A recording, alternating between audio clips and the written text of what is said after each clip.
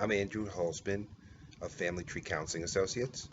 I'm a licensed marriage and family therapist. I work at Family Tree Counseling in Carmel, Indiana. My number is 317-457-8668. My email is aholzman2 at comcast.net.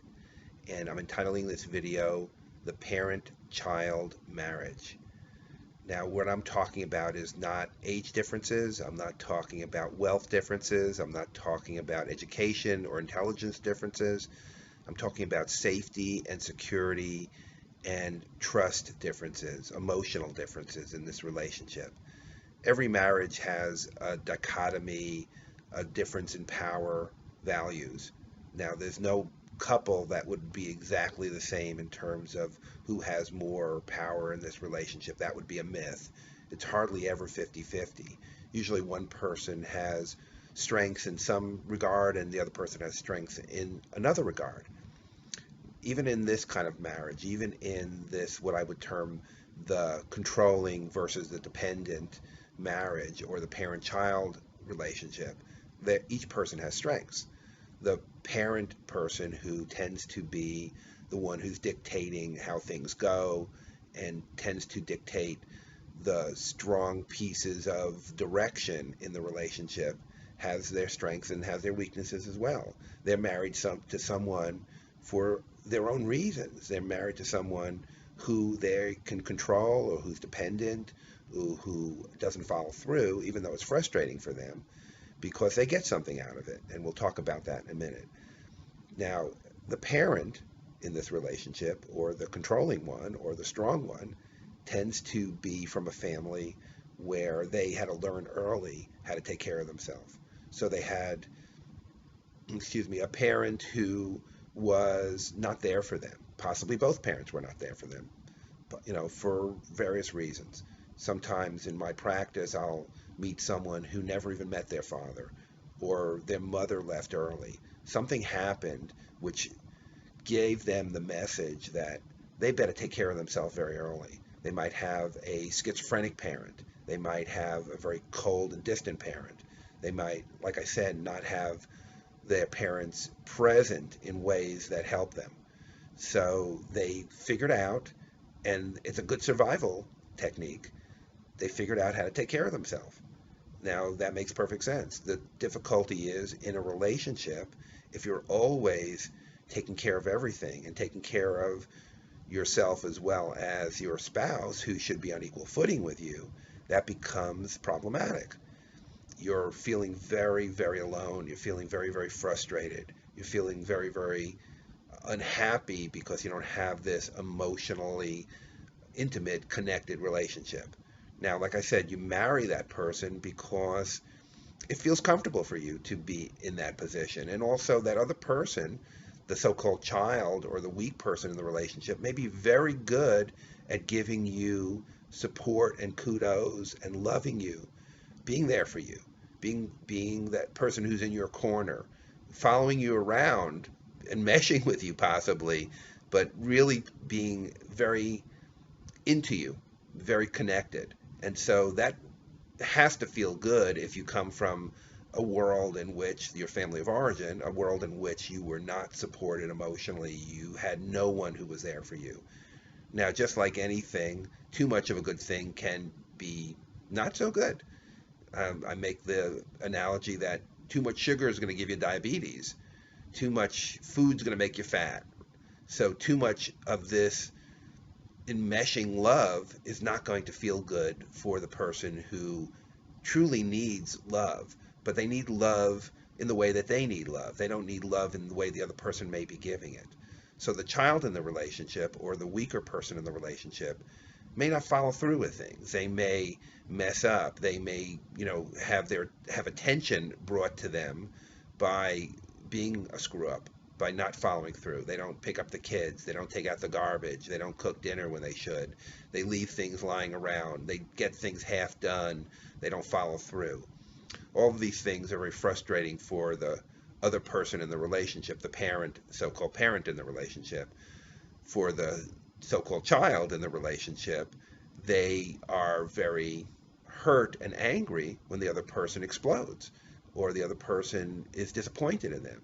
So there's this dance that they're having, this way that they interact, which goes from one person expects something, the other person doesn't quite live up to that expectation, and then there's a disappointment.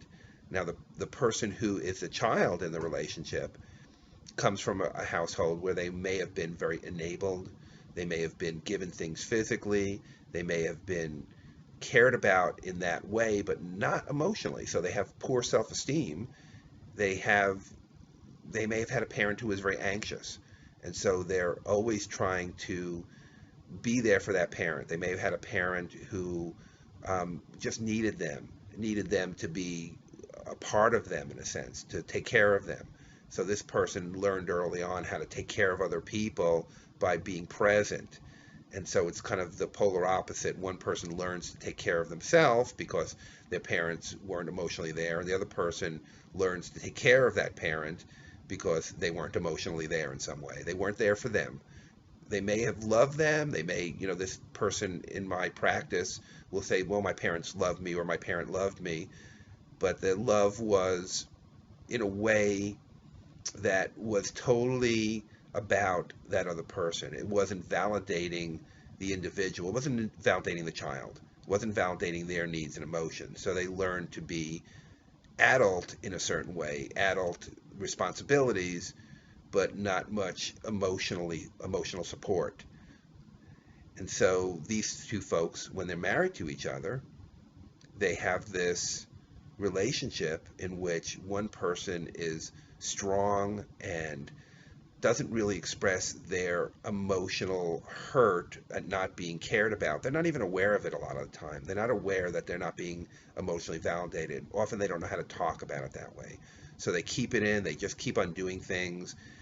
Occasionally they explode, the other person feels hurt, they don't know how to take care of themselves emotionally, they don't know how to defend themselves, they just kind of hang their head like a puppy dog and apologize, but the apology is not very sincere. They don't know how to talk about how they're being talked to. So if a person says, I'm disappointed with you, I'm hurt by you, they may react very strongly, more strongly than is necessary. If the person explodes at them, the child in the relationship is not going to be able to do anything except apologize and say, I'll do better next time, and try to get the other person on their side. They tend to want to get their love by being this very puppy dog following around the person, enmeshing with the person. Even when they're having an argument, they can't let it go because their anxiety is too great. And this again may come from the parent's transmission of anxiety to them. So what do you do? Now, like I said, there's always a dichotomy of power in relationships.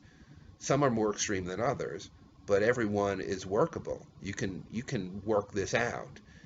The parent in the relationship, their job in therapy, in recovery, in getting healthy in the relationship is being able to identify what the deeper issues are. This person tends to focus on the concrete. So they focus on, okay, the baby wasn't changed, the garbage wasn't taken out, something like that. And all those things are important, of course. But I think the deeper issue there and the long-term issue is what has to be focused on. And the deeper issue and the long-term issue is that you've said something many times. You've said that you want to be supported in this way, and the other person doesn't acknowledge it. They don't get it. But you may not be saying it in a way that they can hear it. Because if you're doing so much as a parent and then exploding or just numbing out and saying, I don't care anymore, well, the other person doesn't really get the message. They can be oblivious to that message. So their work, the parent, stronger person in this scenario, has to learn how to talk about what the deeper issues are. Talk about what their feelings are, that they're not getting validated, they're not getting cared about, they're not getting heard for things that are important to them. I mean, things are important to them. Following through, being supported in this way, rather than in the way that the person is supporting them, which is just glomming onto them and coming after them and saying how much they love them. Well, that's nice, but it doesn't fill the bill here. this person needs a certain level of support that isn't getting talked about, and isn't getting talked about in terms of the big issue. So if they can talk about this, and they can talk about it with some feeling and some emotion, and connect it to their family of origin, connect it to what they didn't get, that they had to take care of mom because she was schizophrenic, or put up with, a cold parent or distant parent, or just be, leave home at an early age and be strong. If this person can get that across, well, the other person might be able to, just might be able to hear it. And if they don't hear it, to keep up with that. In my world, in my practice, what happens is, if people really can share what's going on with them, then if the person cares about you, if it's a nice relationship, if it's a good relationship, if it's a loving relationship, then there's some potential at things to change. For the other person, for the weaker person, the person who screws up and the person who doesn't take care of themselves, their work is to not be as passive aggressive, to not be as hidden with their emotion, to not be just apologizing and trying to do right and giving the other person what they think they need, because they're controlling in their own way if they're being passive aggressive. They're not getting across what they really feel, what they really care about. They're just trying to get love by being there for the other person in the way that they think that the other person needs love, but it's not the way the other person needs love. So if they are more focused on their own feelings and their own needs, learn who they are, and they can talk about that, that also has the potential for changing the relationship. We're talking about potential. Now, both these people may love each other very much. They may be married for many years. They may have kids, but they've gotten into this pattern which just is cutting them off from each other. And this pattern is deep. It's not about their 15 or 20-year marriage. It's about their 40 or 45 years of life or more. So this is work.